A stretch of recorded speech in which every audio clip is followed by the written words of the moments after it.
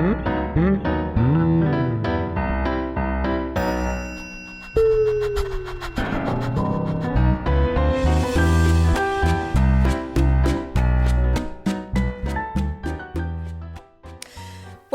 to A Funny Thing Called Business. Four business owners with over 30 years collective experience under our belts share the capers and triumphs of running a small business and how we now avoid perilous customer chaos and pitfalls. And this month we are talking about silly selling. We all have to do it in our business, and sometimes it can go a little bit wrong and sometimes it can go very right. So we're sharing our experiences today. So as always, I'm Clare Whalley. We also have Darren Langley, Kate Curry, Pete Morgan. Hello, guys. Hello. So, let's dig in, shall we, to some of our selling experiences. So, I would love you to start off by sharing some funnies.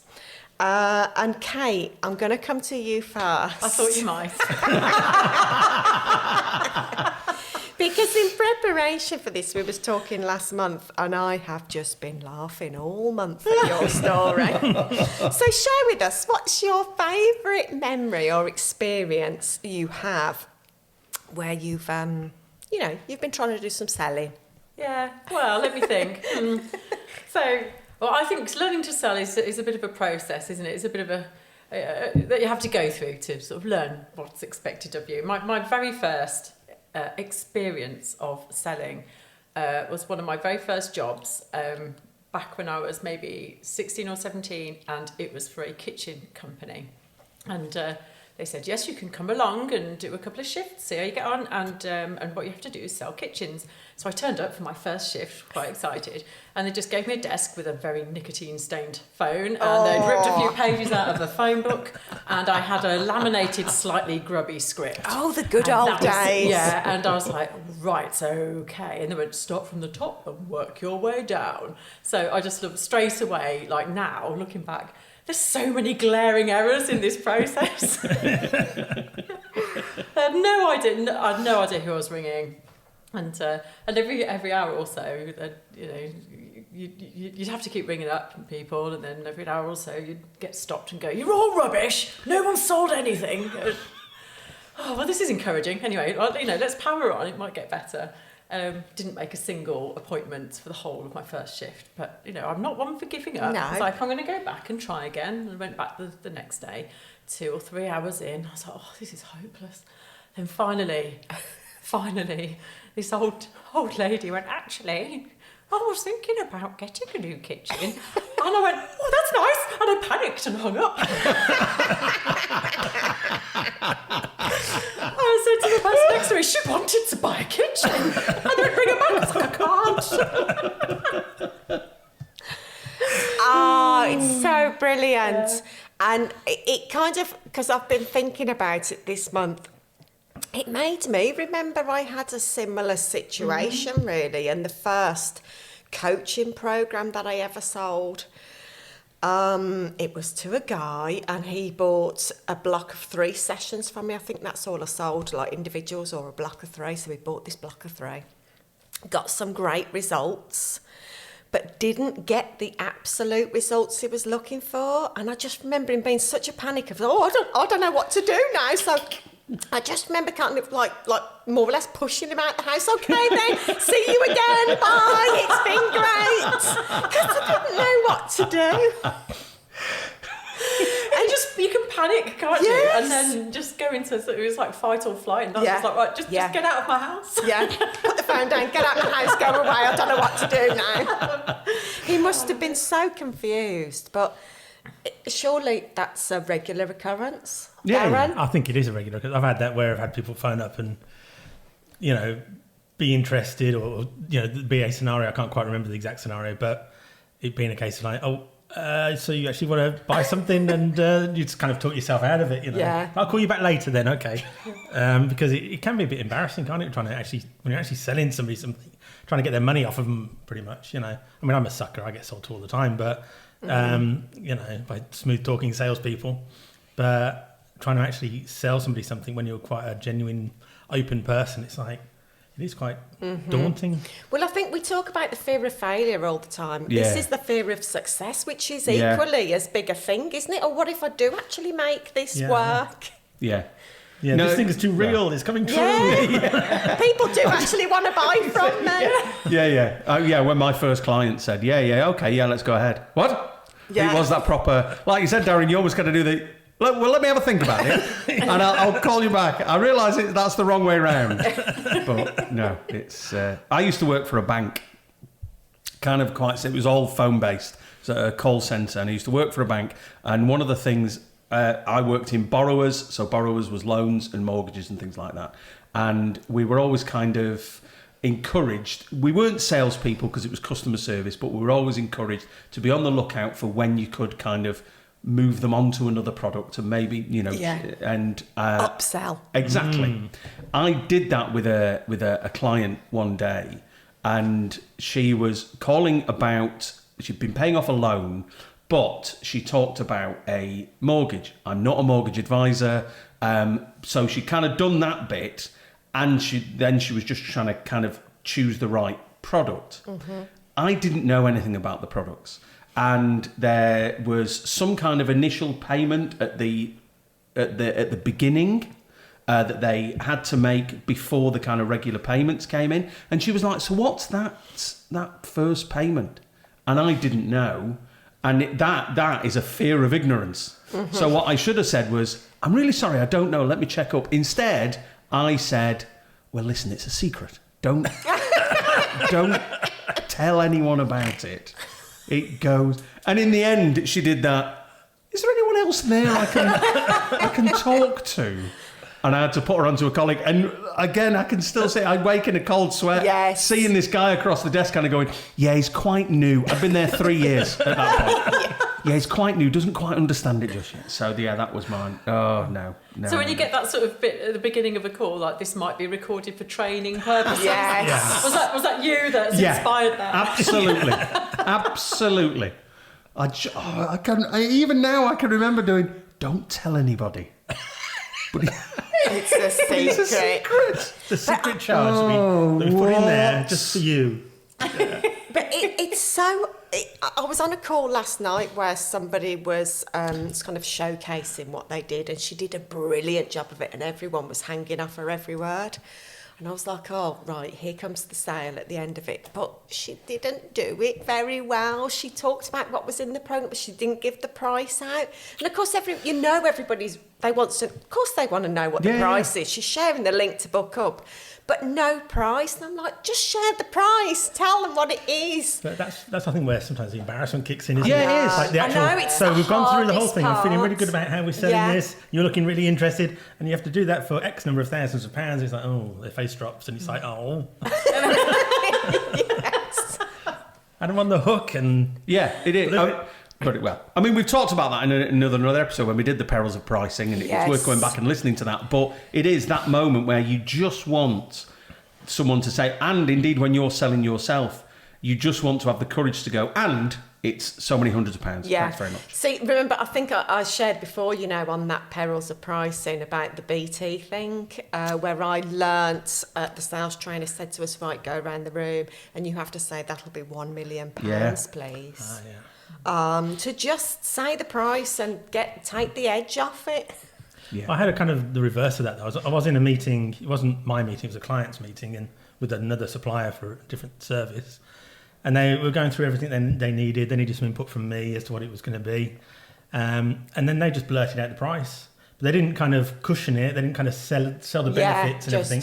They were just like, oh, and by the way, we're probably thinking it's going to be this amount of money. £1 million. And it was almost, yeah. It was almost. You might as well have been. It might as well have been because the client was like, right, okay, yeah, that's a long way from where we want to be, kind of thing. And it was just like they hadn't sort of, eased in, sort of thing. No, or shown the value. Exactly. That's like end of conversation. Yeah, It was, yeah. It was really, and like, I mean, I was just kind of observing the meeting, but it was just like the meeting was going quite well. Everyone was quite happy and chatty and going through all the stuff, and then they dropped that. It's like, then it just kind of was like dead Was it just a silence. spinning chair where you were sitting? No, I'm off. I grabbed the popcorn at that point. I was like, okay, this is getting good. So we've got lots of experience under our belts now. So what do you wish you'd done differently with regards to this whole beautiful idea of selling? Pete? I think distilling the message down, having that kind of elevator pitch, one sentence kind of, this is what I do, is because I am incredibly, the polite way is verbose. The correct way is I'm dead gobby. So I'll talk forever and ever. And if someone says, so what is it that you do? Well, what I do is, I kind of come in with a business, or a business will come to me and we'll talk. And, you know, what I can do is, instead of just saying, hiya, I help businesses get into podcasting. That's it. Just having that took me a couple of years to get that into my head. So that, for me, is that distilling down to your, and again, people think of an elevator pitch as, well, an elevator pitch, that's about, it's a minute. No, it's not. Well, you get in an elevator, you're in it for seconds. Mm-hmm. So you've got to have it down to just like 8 seconds at most, really. So do you feel confident now sharing the cost of the investment of people working absolutely. with you? Yeah, I'm much more confident now in the benefit I can bring and the kind of return on investment that they may or may not get. Yeah. Because I'm also very open about the fact that, listen, starting a podcast, it's like starting a new website, or it's like starting a marketing plan. You can't go, I'm going to start a podcast and get new clients in. Yeah. And I'm perfectly comfortable saying that to people because it's the absolute reality of it. And those people that are saying, start a podcast and earn extra money, well, no, you've got to do something incredibly specific to do that. Mm-hmm. So, you missed the whole section of it, haven't you? Exactly. You missed an awful lot of steps. Those people on Clubhouse that are like, start your podcast and make thousands of pounds. Oh, yes. No, you can't. No.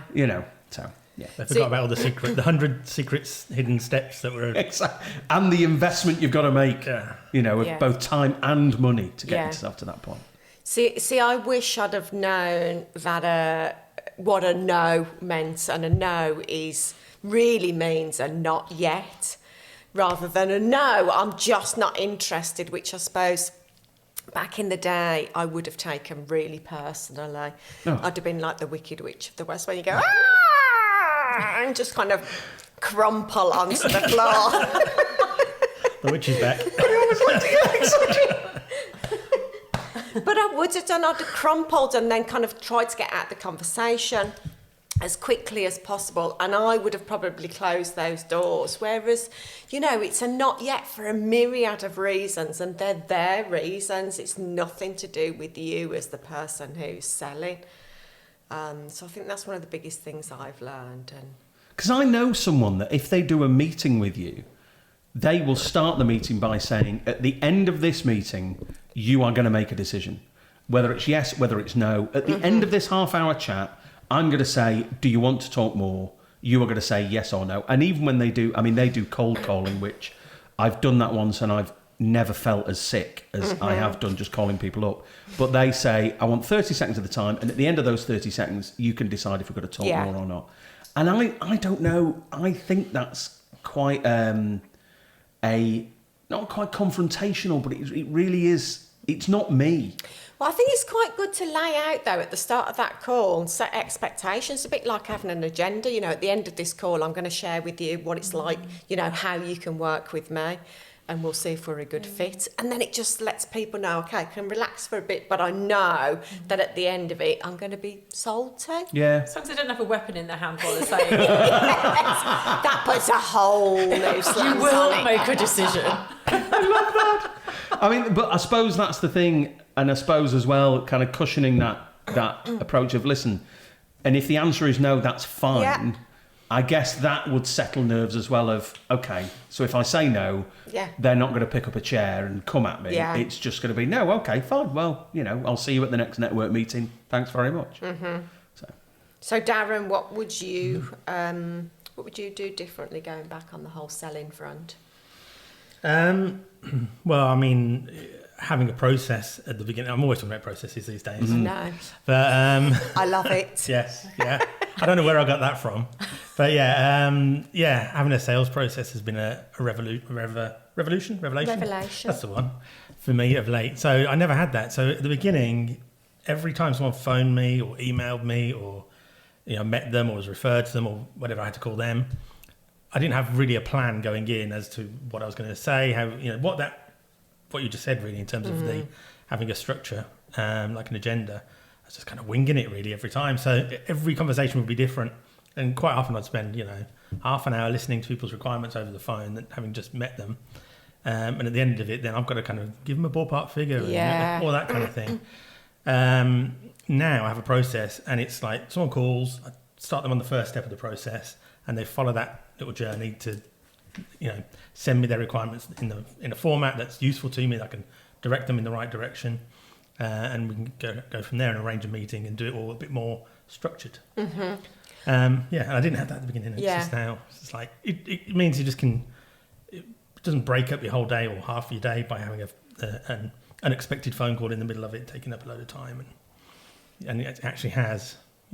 That's helped a lot. Good. Yeah. I love a process in it because being on the other side of the table when I've gone to another business to buy from them, and they're not selling to me. Yeah. And I've sat there in confusion thinking, do they want to work with me or not?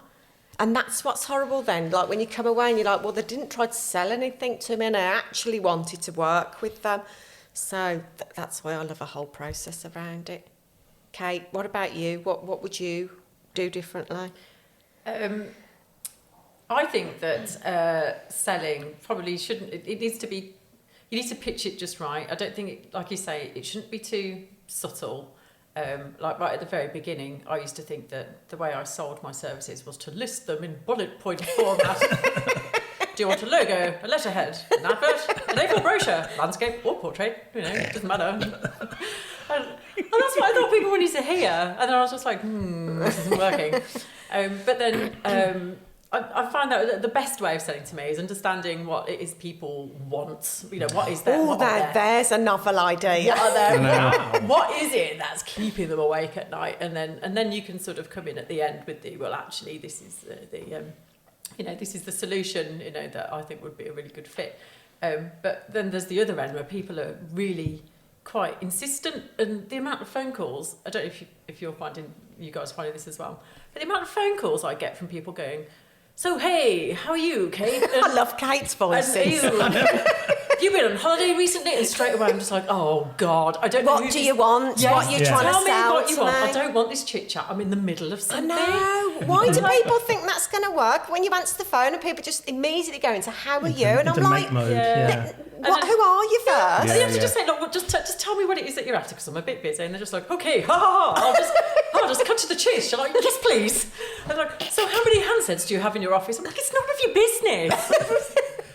See, get out of my head, please. What's this? I'm trying to get things done. What's this answering calls where you don't know the number? I know, I silence them all. Get them if it's nobody in my contacts, they get silenced. Off to voicemail straight away. There's too many of them. Yeah. I was having like 20 a day, and it was making me stress. If it's important, they'll leave a voicemail. You can call them back. Yeah.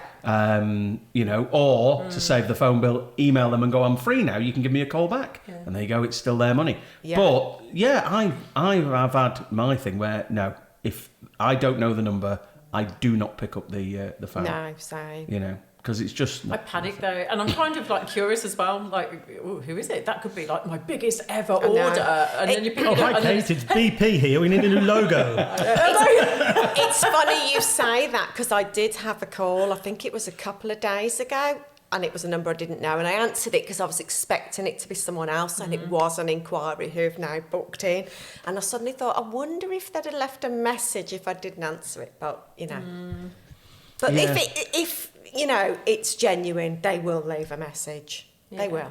Yeah, but it's not just phone calls, it's like emails as well. Like do you want to be top of the Google search list? They always American. I was going to say, to read them in that voice. Is that your internal monologue for those emails? I do. Okay. That's good to know. Like a movie trailer. Yeah, everything's absolutely. a movie trailer in my head. Dear Kate, how is your website performing? Or generally they'll say, I've checked out your website. It's really good. Yes, they do say but it could be better. Oh, I thought it was just me that got those. Oh, Brilliant. disappointed now. Okay. So in one sentence, guys, share what you have learned about yourself or your business through selling. Darren. Well, I think I've learned to be a bit of a salesperson. I think you have to, really. When you start up a business, you don't start up a business because you're a good salesperson, you want to sell stuff, unless you're a good salesperson. Unless you're a And your sales business- trainer. Yeah, exactly, yes. You could. There is some scenarios where that is, not true. But for most of us, I started a business because I'm good at doing web design. Claire, you started a business because you're good at coaching. Kate, you started a business because you're good at graphic design, and Pete's here as well. Yeah. And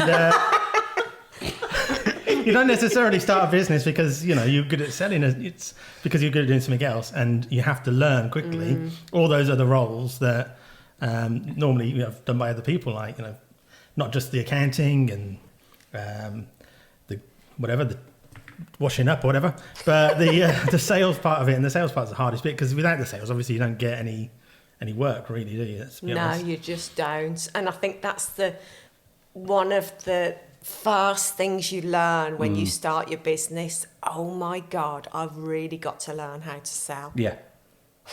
Yeah. Yeah. I can't wait for that to happen. We're all getting there. Work in progress. What I learned was my previous life in corporate world set me up in really good stead for selling. As much as I tried to go, that's all behind me now, I'm going to forget everything, and that was a really horrible experience, it did really set me up in good stead. And I think also selling, I always reframe it as sharing what I do and how I can help people. Yeah. Just to take the edge off that, because selling's got a whole big scary connotation, hasn't it, of, car salespeople and door-to-door salespeople. Kitchen salespeople. You can't even buy a kitchen. You want to buy a kitchen, but you can't buy one for love nor money. Not for me, anyway. Kate, what have you learned? The worst that can happen is someone says no. Yeah. And that's not the end of the world. No. And that's for me one of those scary things that I don't want to just ring up and say sell to somebody, or the worst that can happen is somebody says no, or as you say, not right now, and you just have to accept that, and that's okay. And it's that's my biggest thing. It is okay, isn't it? Because the no's, we all know from being in business long enough that those no's aren't the right clients anyway. Yeah. Those Absolutely. no's are going to give us, a lot of hard work, probably. Pete, what have you learned? It's to have kind of similar, really, to what's already been said. It's just to have confidence in what it is you're selling, in your service, in yourself as an expert. Because in the past, like we said at the beginning, when people said, when you'd stumble onto a sale and they kind of go yes, and you'd be like, wait a minute, what, are you sure? But now it is, right, okay, this is what I do, this is how much it costs, this is what I can bring to you, this is what my expertise brings. Thanks very much. Let me know, don't let me know. It doesn't mean that no's don't affect me, because they still do. It doesn't mean that I don't sometimes take it personally, because I do. Yeah. But I'm more confident now that even I was kind of 12 months ago. I'm much more confident now as a salesperson than I was, like I say, like a year ago. Yeah. It's not helped, but it's No, I'm but more it confident. just keeps getting easier Yeah, of and course it does. easier, doesn't it? Yeah. Okay, so what's the biggest challenge you have right now around this whole selling business, Kate? Follow-up call. Oh, yes. Yes. I hate them. So all the advice I've just given, I don't, I should really listen to You it. don't follow it yourself. Yeah, what's the worst that can happen? But in my head, I am I go back to the kitchen days when I'd get, you'd ring somebody up and, would you like a kitchen? Like, no, and stop ringing me, and I'm sick of you people. And you'd get proper abuse and stuff. Yeah. So I always feel like I'm bothering. I don't want to bother people. and I find excuses to not do it, and that's a shame really, because I think sometimes that's where the magic happens, where you can really express how passionate you are about working with this person and this company. So I need to try and get over that. There's a bit of a mental blockage there, but it's, as you said, we're all still work in progress. We're still learning, aren't we? So you have done follow-up calls. Oh, I'm going into coaching now. I do them. Yeah. And then so how do you do the ones that you have done? So I'll do a little sort of rough kind of script, not a laminated one. I've moved on from those days. And then I'll ring up. But part of me is relieved if I just get an answer phone, or they say, they're in a meeting. Like, okay, good, brilliant. I can leave a message. Bye. And so, and I do leave a message, or I'll do follow up with an email or something. But I just find excuses to chicken out of doing them. So that's my biggest challenge. So funny, isn't it? Because we're a generation of making phone calls and being able to use the phone. I wonder what it's going to be like in 20 years' time when, the kids don't speak on the phone very often, do they? They're more texting and stuff. So WhatsApp. I suppose so. But again, I do that chicken out thing with the follow-up of it.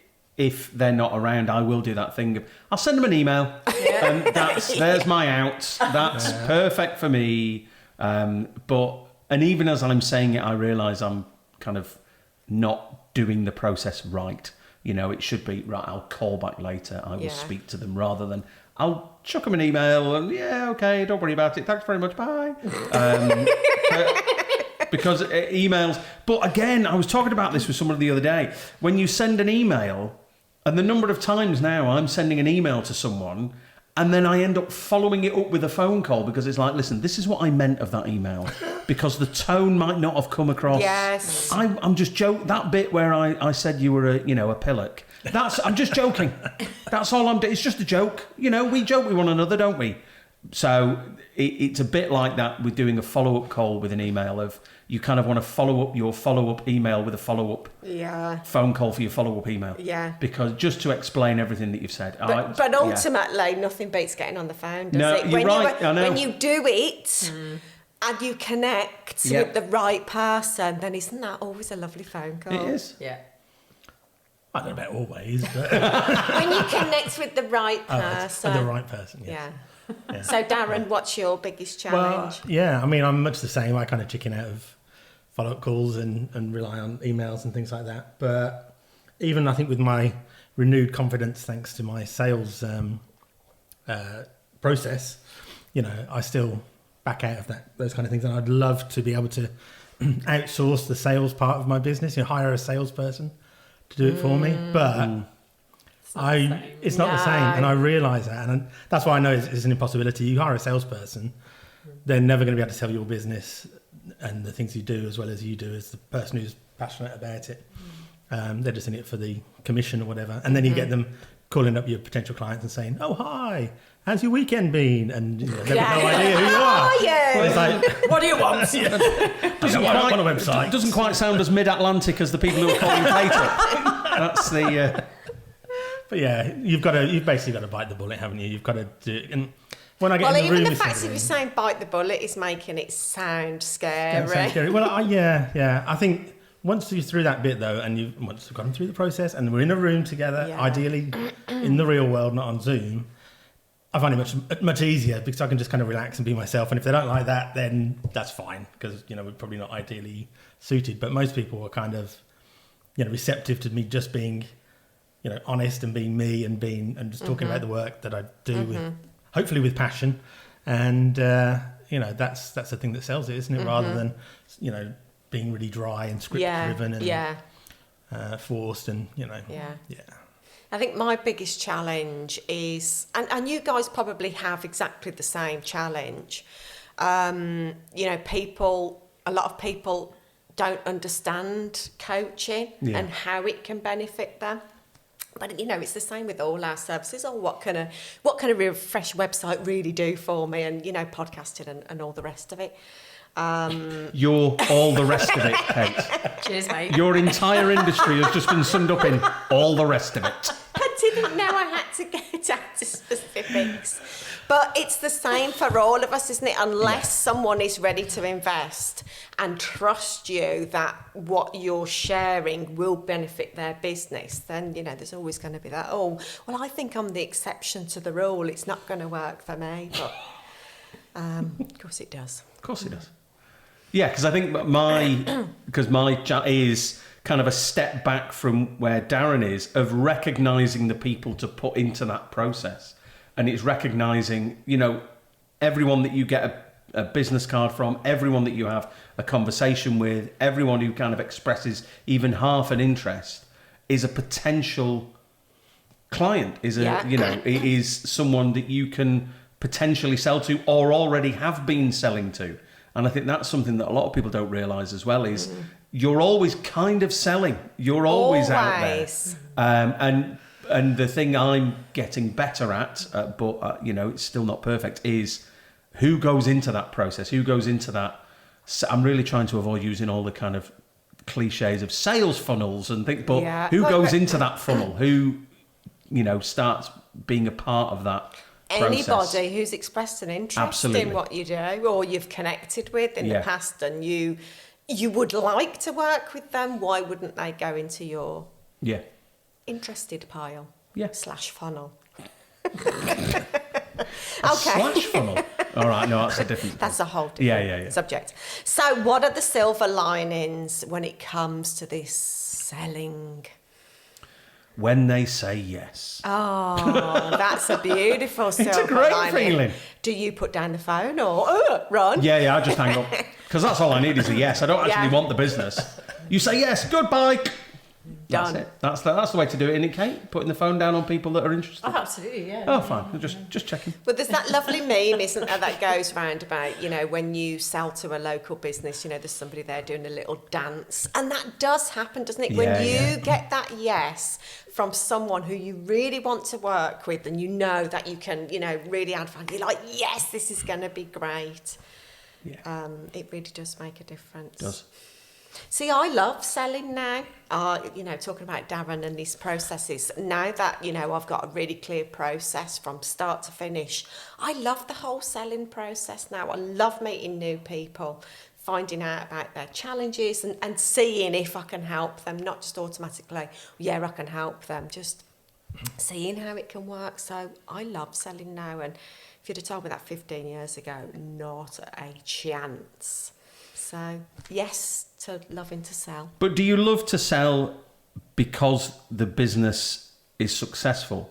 Would you still love it if the business was struck? Because I think that's why some people don't love it, because they're relying on it so much. Well, and you can get yourself into that really horrible spiral. And we all know from being in business, that it's not always, flowers and sunshine. When you're going through some tough times, that's when you really have to work harder to release all of those. Oh, I've got to sell, because it's totally counterproductive. Yeah. We know that.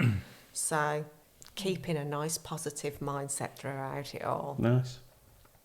Kate, what are your silver linings?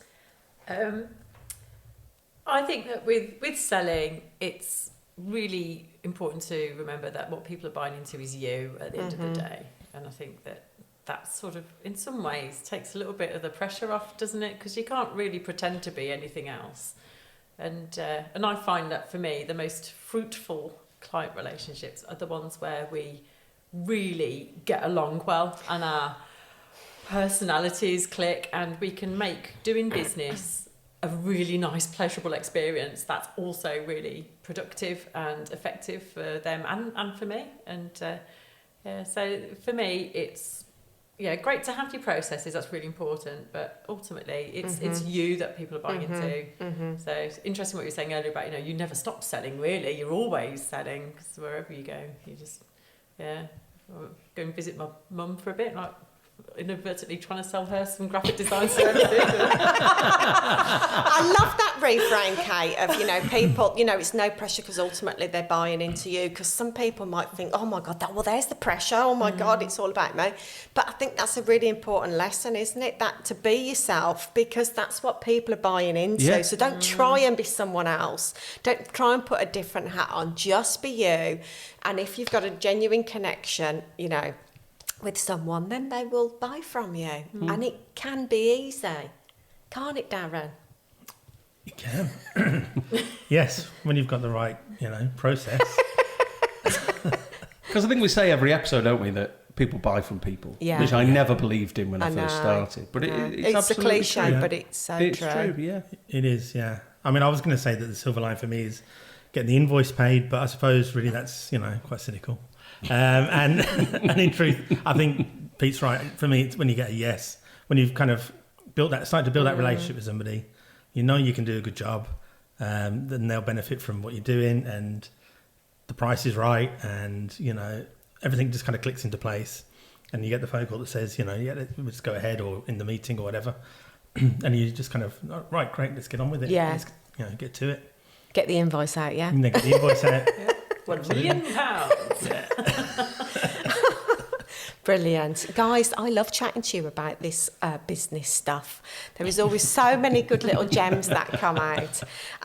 So for our listeners, please share, subscribe and review so all our fellow business owners can enjoy, be inspired, and always keep focused on the fun side of business too.